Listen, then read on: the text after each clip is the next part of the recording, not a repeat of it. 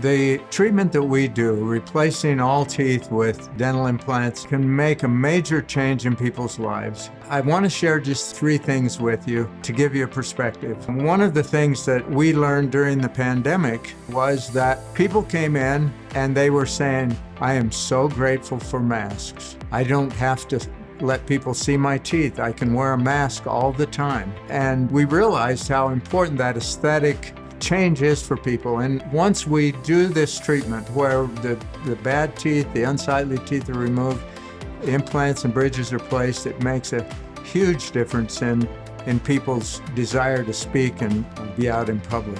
The second one, ability to function. Dental implants and bridge work greatly improve and restore normal function for people. This is not only an issue of being able to eat your favorite foods, but it's an issue of being able to eat a healthy diet and to have a healthy lifestyle. The third thing is dental implants really improve people's self-confidence. People with dentures always have to kind of hold back a bit.